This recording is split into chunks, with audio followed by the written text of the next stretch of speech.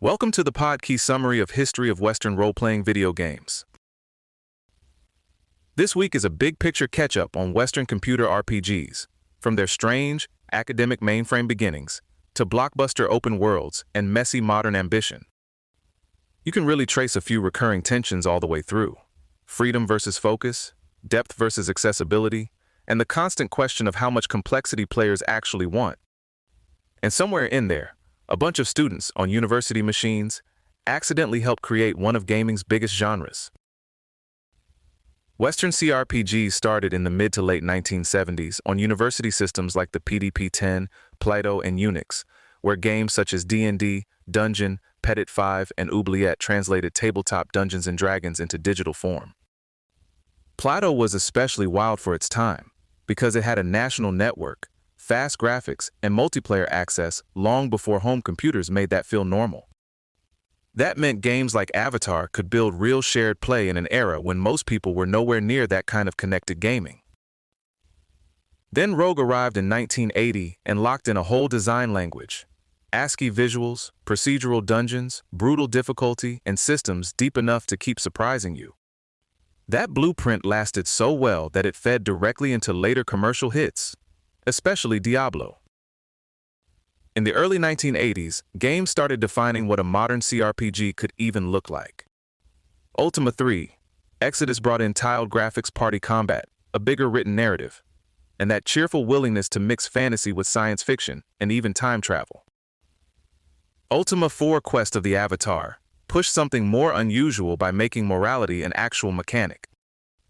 Instead of treating the player as a hero by default, it judged you through virtues like compassion, justice, humility, and honor, which still feels more thoughtful than plenty of games that came much later. Wizardry went another direction entirely with first-person dungeon crawling, imported characters, alignment restrictions, player-made maps, and a reputation for being absolutely unforgiving. Wizardry 4 became famous as one of the hardest CRPGs ever made, and not in a commercially helpful way. By the late 1980s, the genre had a real golden age, but it wasn't one single style.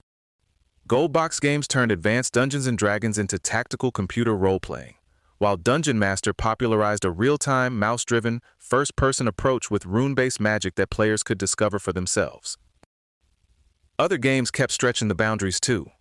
Quest for Glory blended RPG systems with adventure game structure, Times of Lore leaned into action, and Legends of Valor was experimenting with open-world nonlinearity early on. Even the creation side was opening up, with tools like Forgotten Realms. Unlimited adventures, letting players build and share their own modules, which feels a lot like an early preview of modern mod culture. Then came a rough stretch in the mid-1990s. CD-ROMs, better graphics, and bigger storage sounded like obvious progress, but they also raised production expectations faster than many Western RPG developers could keep up. Schedules stretched from almost yearly releases to 3 years or more, teams got larger, merged code bases got buggier, and a single failure could suddenly threaten an entire franchise. Some developers talked about it like a real crisis, with RPGs potentially dying out.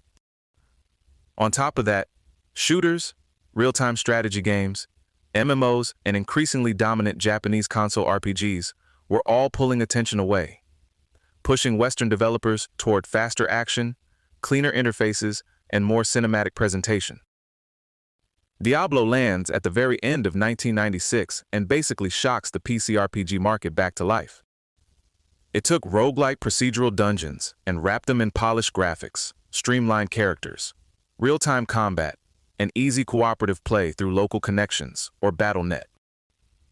That fight loot and level loop became one of the most durable formulas in games, and also one of the most copied. But the success brought a design problem with it, because when a game depends on mountains of randomized items, enemies, and spaces, encounters can start feeling repetitive instead of meaningfully crafted. Deus Ex showed a different path in 2000 by keeping layered dialogue, multiple solutions, skill-based character building, and handmade spaces that rewarded role-playing as an actual way of inhabiting the world. Around the same time, Fallout, Baldur's Gate, and Planescape Torment helped restore prestige to the CRPG in a different register. Fallout gave players a post-nuclear alternate America with dark humor, moral choice, and unusual freedom about where to go and how to solve problems. Chris Avallone described that freedom as what role-playing was always supposed to be about, and you can see why. Baldur's Gate delivered maybe the most detailed digital Dungeons & Dragons simulation of its era, while Planescape Torment became famous for dense writing, atmosphere, identity, and player choice. These games didn't just survive the crisis. They reminded everyone that deep systems and strong writing could still carry serious cultural weight. As RPGs moved beyond PC exclusivity, consoles widened the audience and made multi-platform development more attractive, especially once Xbox and DirectX made the technical gap smaller. That shift demanded simpler interfaces, controller-friendly systems, and gentler onboarding. Critics called some of those changes dumbing down or consolitis, while developers argued that console players would absolutely engage with deep systems if the games taught them well. BioWare's Mass Effect and Dragon Age are a good snapshot of this hybrid era, mixing cinematic presentation and streamlined mechanics with imported save decisions and stronger character interaction. That blend made the genre bigger, but it also kept raising the question of when an RPG becomes so action-forward that people start arguing over the label itself. The Elder Scrolls offered a powerful countermodel to more linear, story-led RPGs by making sandbox freedom the point. Daggerfall's huge 3D world and Morrowind's open-ended systems helped establish a version of role-playing built on player projection, wandering, and activities that might have nothing to do with the main quest. Skyrim then proved that this could become massive mainstream success, selling more than 40 million copies without giving up that free-form exploratory core. Still, freedom has trade-offs. Open worlds can become too large or unfocused, and when games streamline movement and discovery too aggressively, they can lose the organic exploration and internal logic that once made RPG spaces feel like places instead of checklists. As budgets, voice work, and publisher scrutiny grew, independent developers became increasingly important for experimentation, especially with designs larger studios saw as too niche or risky. European studios, and especially German developers, stayed more open to PC-first and older hardcore traditions, while Central and Eastern Europe became a major RPG hub through companies like Larian, Piranha Bytes, and CD Projekt Red.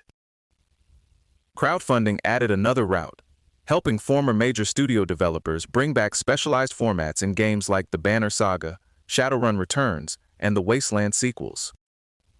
CD Projekt Red's rise captures both the opportunity and the risk of the modern era.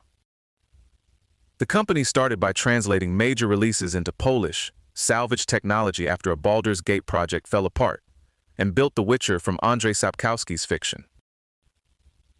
Then Cyberpunk 2077 arrived with huge narrative and visual ambition, but severe console performance problems got it removed from the PlayStation Store and fed investigations and class action lawsuits over pre-release claims.